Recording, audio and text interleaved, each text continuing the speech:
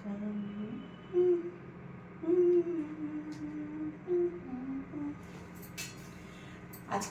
পুজো মানে এত ভালো লাগছে, আজকের শ্রাবণের শেষ সোমবার। তো যাই হোক, আমি তো পুজোটা একদম মানে কি রেডি করে ফেলেছি ঠাকুরের জন্য।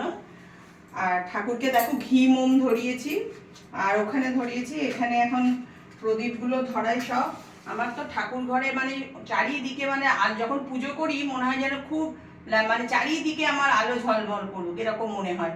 সেই জন্য আমি অনেক প্রদীপও ধরাই ঠাকুরের এখানে, ভীষণ ভালো লাগে আমার। আর যাই হোক, এখানে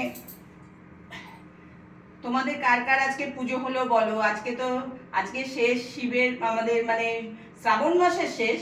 আমার তো ডেলি পুজো করি আমি, যদিও ঠাকুরের ডেলি পুজো করি। আমার ঘরে তো শিব আছে, আমি ডেলি শিবকে মানে প্রত্যেক দিনই জল ঢালি। আর যদিও এটা শ্রাবণের শেষ সোমবার, আমি আজকে সকাল থেকে উঠে আগে মানে ঠাকুরের জন্যই রেডি করছিলাম, মানে এত ভালো লাগছে। তা 12টার মধ্যেই জল ঢালবো ভেবেছিলাম আজকে, তো 12টার মধ্যেই আমি জল ঢেলে দিয়েছি ঠাকুরকে। আর দেখো মহাদেব বসে আছে এখানে, হর হর মহাদেব। দেখো আমার মহাদেব এখানে আছে। আর তো আমার স্বামী মানে মা আছে, শারদা মা আছে, স্বামীজি রামকৃষ্ণদেব স্বামীজি আছে, সবাই আছে আমার এই তারা মা আছে। আর বিশেষ করে আমরা তো সবাই বেলুড় মঠের, আমার শ্বশুর শাশুড়ি, আমার শ্বশুর শাশুড়িরই মানে শাশুড়ি ভাই এনাদের পুজো করতেন, সেই ঠাকুরই আমার কাছে রয়েছে।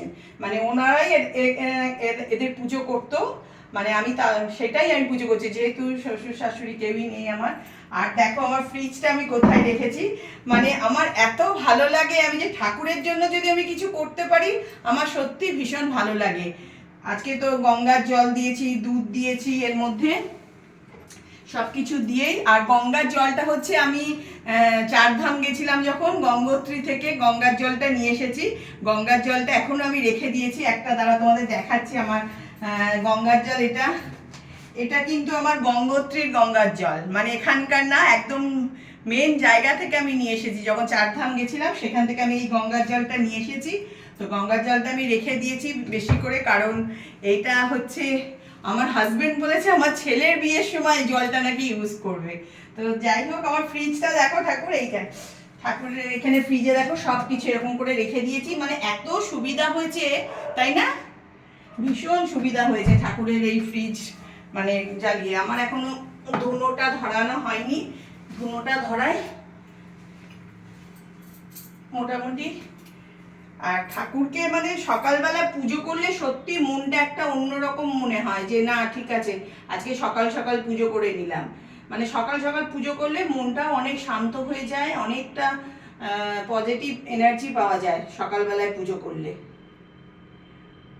আর এই ধুনো ধরালে মানে আলাদা একটা ঘরে মানে একটা শান্তি লাগে, এত সুন্দর গন্ধ বেরোয় এই ধুনোগুলোর, এই ধূপগুলোর।